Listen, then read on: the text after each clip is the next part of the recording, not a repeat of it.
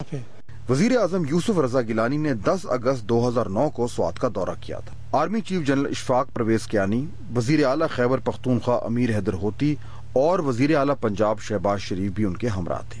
वजीर आजम ने कहा कि हुकूमत ने बजट में स्वात के लिए 50 अरब रुपए का तरक्याती मंसूबा रखा है। दरगई से कलाम तक डबल रोड की तामीर का ऐलान किया। 28 साल तक के BA पास नौजवानों के लिए खुसूसी तरबियती इदारा बनाने का वादा किया। ये सारे वादे सिर्फ नारे साबित हुए। 16 फरवरी 2009 को मालाकन डिवीजन में निजाम अदल नाफिज हुआ। 3 मई 2009 को सूबा खैबर पख्तूनख्वा की हुकूमत ने दारुल क़ज़ा कायम करने का नोटिफिकेशन जारी किया। इसके बाद ऑपरेशन शुरू हो गया। स्वात और मालाकन डिवीजन में अमन तो बहाल हो गया, निजाम अदल भी राइज है, लेकिन दारुल क़ज़ा यानी हाई कोर्ट का बेंच आज तक कायम ना हो सका। मगर आज भी शायद सबसे बड़ा चैलेंज सिक्योरिटी की सूरत हाल को मुकम्मल तौर पर कंट्रोल करना है। स्वात आज पुरअमन है, मगर पूरी तरह नहीं। गुज़श्ता महीने तहसील कबल के इलाके कुजा बांडे और ढेरई के सिविल डिफेंस कमेटियों के सरबराहान समेत 5 अफराद कत्ल हुए। गुलबाग के नाजिम को कत्ल किया गया। उनका ताल्लुक ENP से था। मिंगोरा के इलाके मीना बाजार में CD मार्केट्स को उड़ाया गया। ग्रीन चौक मिंगोरा में DSP की गाड़ी पर हैंड ग्रेनेड से हमला हुआ, जिसमें 4 एहलकार जख्मी हुए। कांजू में सिक्योरिटी फोर्सेज ने 3 अहम अस्करियत पसंद कमांडर्स को ऑपरेशन के बाद हलाक किया। और 1 मई को मैंगोरा के सोहराब चौक में बम धमाका हुआ, जिसमें 3 शहरी शहीद हुए, जबकि फोर्सेज ने 3 दहशतगर्दों को हलाक किया।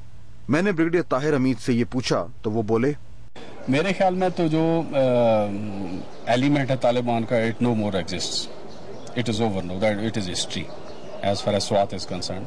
यहाँ पर उनके जो ऑर्गेनाइज्ड एक रेजिस्टेंस थी, दैट हैज बीन फिनिश्ड। जो इनकी इंस्टीट्यूशनल सपोर्ट थी, जिसको मैं कहूँगा, जो ट्रेनिंग कैंप्स थे जहाँ पर सुसाइडल व्हीकल्स तैयार करते थे, जैकेट्स तैयार करते थे, वो जो है वो that is no more there.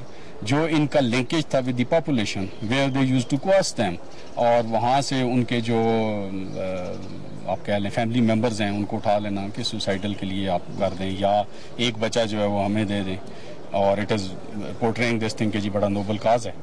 वो जो है वो सारी चीज़ ख़त्म हो गई है। इनकी जो लीडरशिप है first year, second year, third year, बहुत ज़्यादा तक जो है वो बिकॉज ऑफ दिस ऑपरेशन वो टारगेट हो चुकी है। कुछ एलिमेंट्स हैं ऐसे, सिम्पथाइजर्स हैं। One odd element which is it is huge valley, 20 lakh plus लोग रहते हैं, तो यू हैव टू अंडरस्टैंड कि जी उसमें कुछ ऐसे एलिमेंट्स होंगे। जो मैंगोरा इटसेल्फ को अगर आप लेते हैं, 4 लाख लोग हैं जो मैंगोरा में रहते हैं, it is huge city. So वहाँ पे one odd incident definitely it cannot be avoided, but as far as forces are concerned, we are constantly carrying out sweep and search operations. Public is cooperating, they are providing us information जहाँ जहाँ उनको पता चलता है कि वहाँ पे अभी जो ओपन जिसको आप कहें कि जी वो एक ऑर्गेनाइज्ड रेजिस्टेंस उनकी जो थी, या ऑर्गेनाइज्ड जो मूवमेंट थी, या जो ऑर्गेनाइज्ड फसाद था, वो फसाद वाला एलिमेंट खत्म हो गया।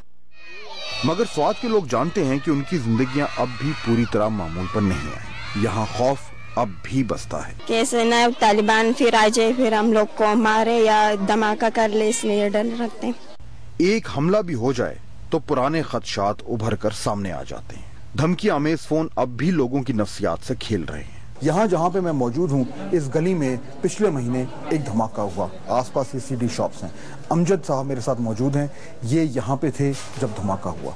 बताइए अमजद साहब, क्या हुआ था?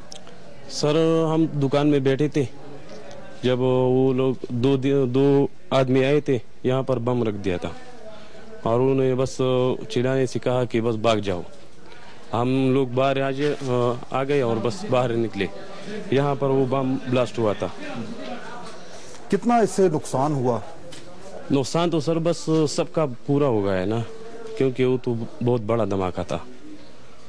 हाँ, बस हम तो अपने दुकान की बात कर रहे तो 8 लाख 9 लाख का नुकसान हुआ है हमारे।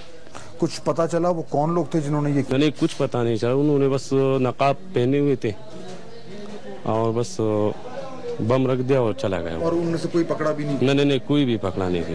अच्छा, ये बताएं मुझे अमजद कि आपका यहाँ पे पहले भी कारोबार था, लेकिन जब से ये ऑपरेशन जो है ये कामयाब हुआ है, तो ये सारी जो दुकानें हैं CDs की, फिल्मों की जो हम देख रहे हैं, मौसीकी की, یہ کاروبار کیا اسی طرح اب چل رہا ہے جیسا کہ پہلے ایک زمانے میں ہوتا تھا؟ نہیں سر، اب تو بہت کمزور ہو گیا ہے یہ کاروبار، اس دھماکے سے تو بالکل کمزور ہو گیا ہے۔ پہلے جو ہم لوگ IDP سے آئے تھے نا، تو اس وقت میں کاروبار اچھا چل رہا تھا، ابھی بہت خراب ہو رہا ہے۔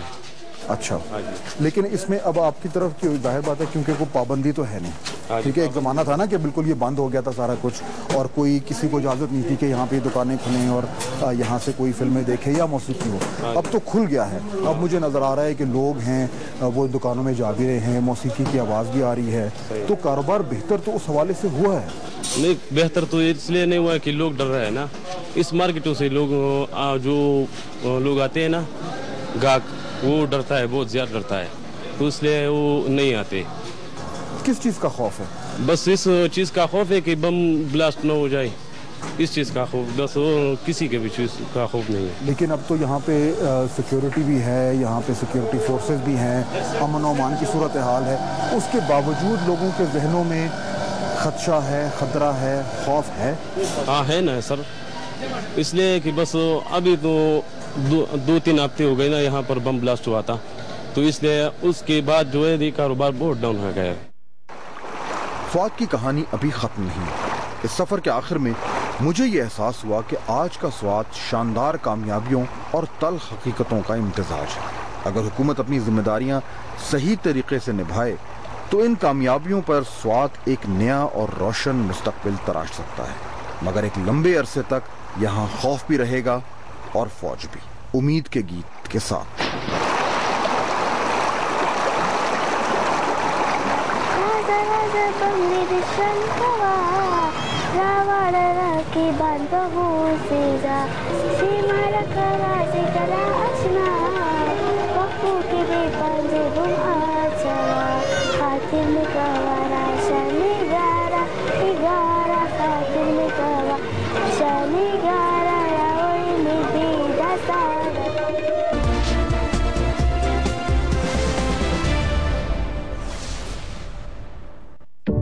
اب ملک سے باہر جانا ہو تو بس پکڑیں سوٹ کیس، پاسپورٹ،